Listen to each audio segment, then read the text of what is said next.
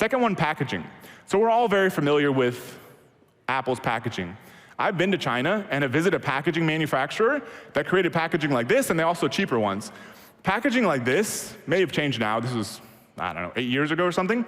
But packaging like this at the time was like $2. And then cheap packaging was maybe like 50 cents. And so it's like $1.50 extra, but adds so much value to the product. And I'll show you some examples of kind of the standard for packaging today, unless you're selling something super cheap. But otherwise, it's gonna be worth it to do it. So Monster Energy, like a lunatic, I read 25 years of annual reports for Monster Energy because I was very curious about how this business went from relatively small for a public company. They were doing $30 million a year. They started off way back in the day as a juice company, but they were doing $30 million a year when they went public. How that became a business worth $50 billion over like 25 years or so. Like, how did that happen? And the cool thing is Monster Energy, because they're a public company, you could just read the story. If you're willing to go through these couple 100-page annual reports, you can kind of get the idea of what's happening here. So when they launched Monster Energy, their big innovation on the product was making it double the can size.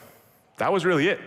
They created this eventually kind of unique branding. You know, it's kind of like extreme. They sponsored a bunch of extreme sports and that kind of thing. But originally, their big innovation was doubling the can size, making something that stands out.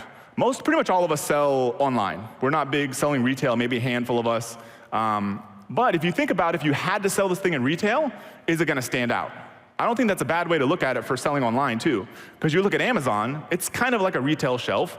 You can have a title, and you can do tricks with your images, pricing, all that kind of good stuff. But it doesn't take that much more time. It might take a little more time, but it doesn't take that much more money to have nicer packaging. They basically doubled the can size, and that's what helped them build a business that does $6 billion a year in sales now. An example that's a little more from back in the day is Method Hand Soap. So their big innovation, I always thought this was super interesting, is they're selling basic hand soap, but they just put it in a nicer bottle. They never really claimed, as far as I know, that anything was that much more unique about their actual soap. It was just kind of like, hey, rather than putting this ugly little plastic bottle on your shelf, or having to take the stuff and put it in like another nicer container, we're just gonna give you the nicer container to begin with.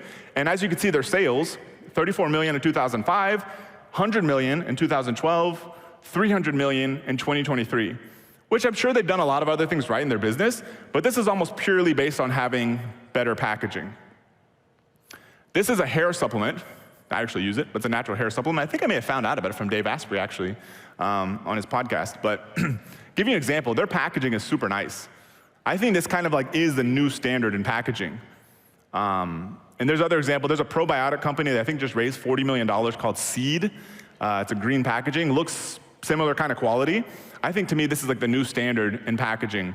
Take some time, take some effort, take some work, but this makes your brand so much better. And if you think about all the people that are cheaping it out on time and money and everything, this is gonna help you stand out. Another example of just taking a little more time to make your product different is boxed water. They built a massive brand, and there is an environmental angle here, so it's not purely just make something different. They're putting it in paper boxes because they say it's more environmentally friendly than the plastic bottles, but still, it's water. Like, it's not that much different, but it's a very unique packaging that's making it stand out. So step number 2, or action item number 2, is to upgrade your packaging for quality and differentiation.